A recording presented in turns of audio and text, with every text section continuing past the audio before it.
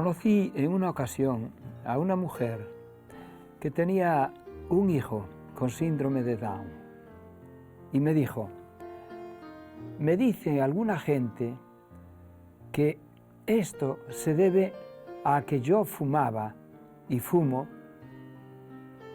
pero yo no tengo la culpa de que mi hijo haya salido así. En el fondo tenía un sentimiento de culpa, aunque yo creo que no es probable que se deba a eso. No creo que el tabaco ataque a ese gen, pero ella sí tenía ese sentimiento de culpabilidad. ¿Es bueno el sentimiento de culpa? ¿Sirve para algo? En principio, es un derroche de energía, es decir, nos bloquea, nos encierra, nos hace sufrir y no nos aporta nada a menos que sepamos lidiar con él. Rebaja nuestro respeto propio.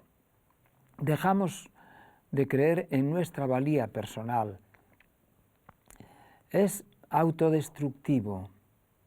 Llevó a Judas al suicidio. Hay distintas reacciones ante una caída. Una persona puede caer, me refiero a cometer un error grave en su vida, faltar a las normas que él considera buenas, y entonces hay varias reacciones, distintas reacciones. La primera es la reacción intrapunitiva, es decir, me siento muy culpable, yo tengo la culpa y me hace sentir muy, muy mal. Estas personas es muy difícil que se perdonen. Luego están las reacciones extrapunitivas, es decir, culpan a otros, como el caso de Adán. Adán pecó y lo primero que hizo fue echarle la culpa a Eva, y Eva echarle la culpa a la serpiente. A lo mejor lo que estaban haciendo era echarle la culpa a Dios, porque tú me pusiste esta compañera, que es una trampa, porque tú creaste la serpiente, que es una trampa. Y hay además distintas reacciones que pueden ser impunitivas. Las reacciones impunitivas se dice, nadie tiene la culpa. Es el relativismo. No, hombre, no pasa nada, hombre. Hiciste esto, que está muy mal, o hice esto, que no está bien, pero tampoco es tan importante. Es decir, quitarle importancia, nadie tiene la culpa es de las circunstancias, y a veces esta es la reacción de algunos. Y pregunto, ¿el culpabilizarnos de algo conduce a algo bueno? El recordar los errores del pasado es útil solo cuando aprendemos de ellos. Por eso debemos convertir el sentimiento de culpa, en primer lugar, en una señal.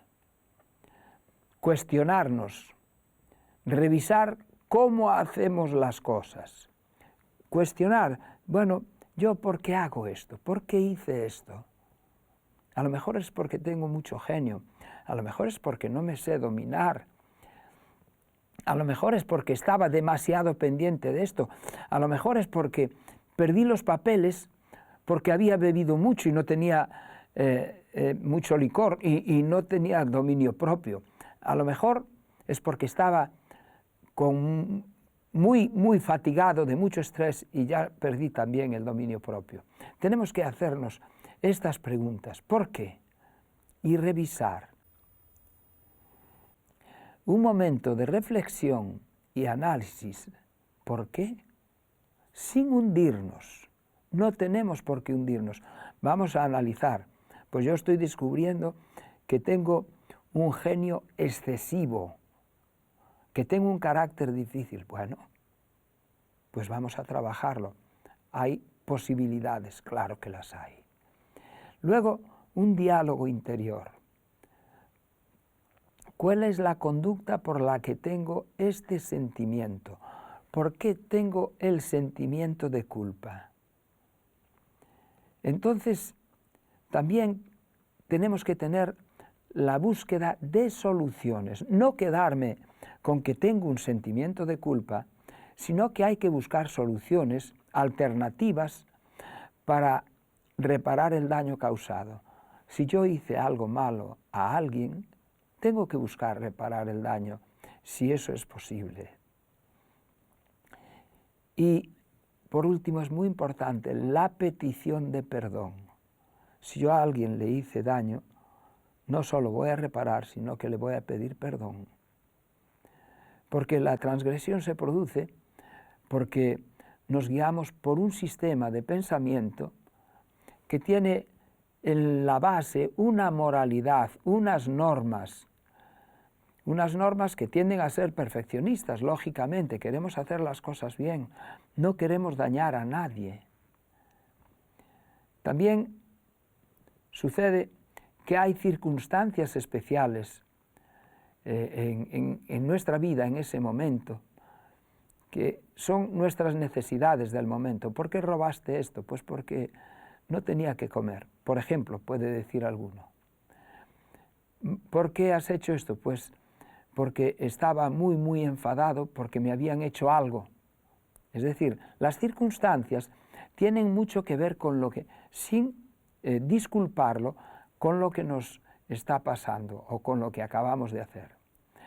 Queriéndolo o no, nuestra actuación no se adecúa a nuestros valores. Es decir, nosotros queremos hacer el bien. Pablo dijo, no hago el bien que quiero, sino el mal que no quiero, eso hago.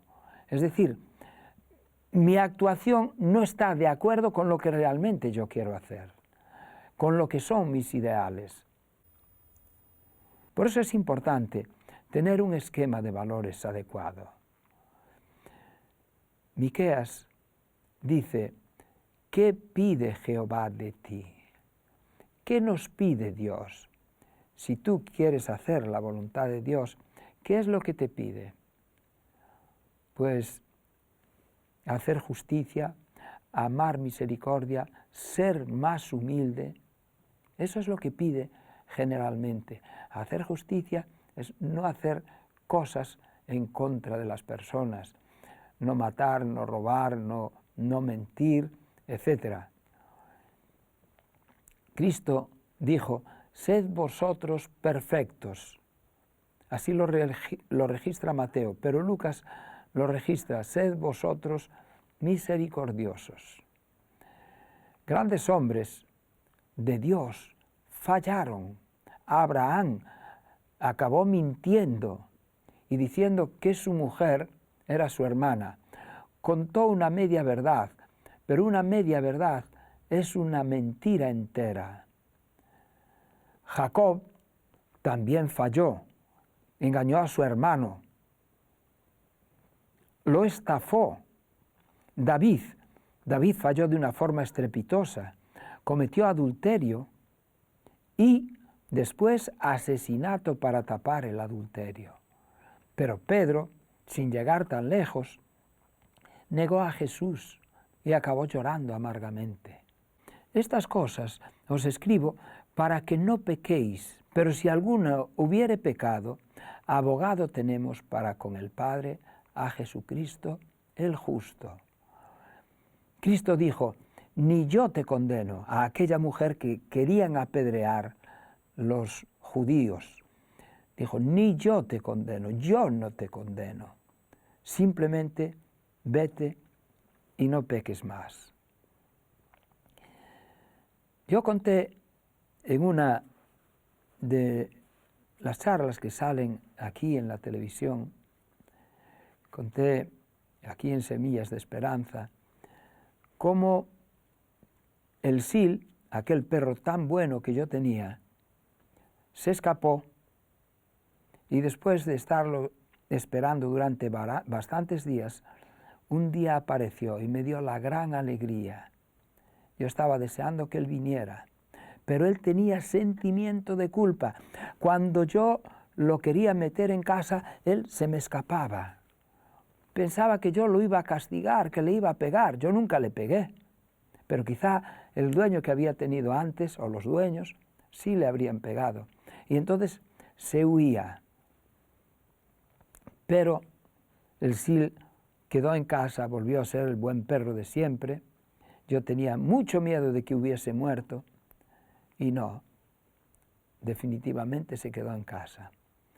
Pero a veces las historias no siempre acaban así de bien, y esta no acabó así de bien.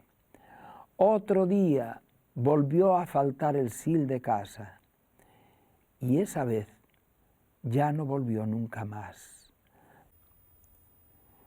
Probablemente haya muerto, lo haya matado algún animal, lo haya matado un coche, no lo sé. Probablemente fue envenenado, no lo sé.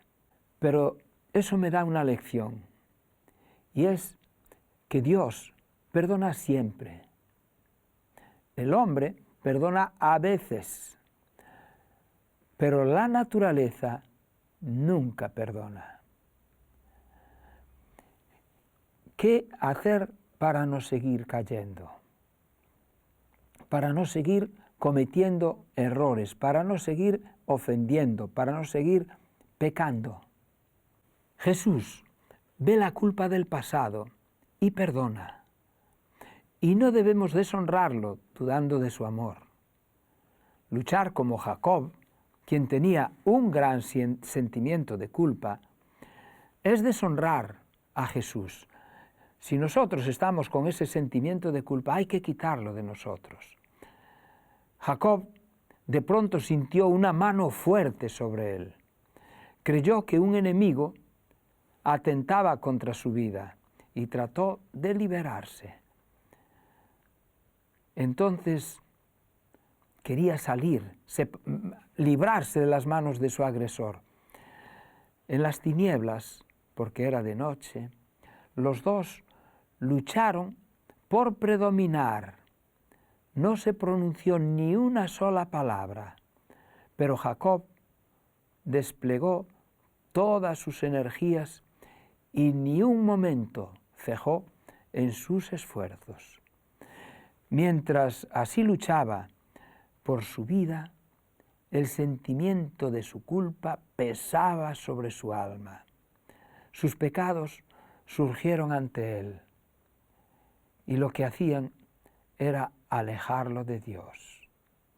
Pero en su terrible aflicción recordaba las promesas del Señor y su corazón exaltaba súplicas de misericordia.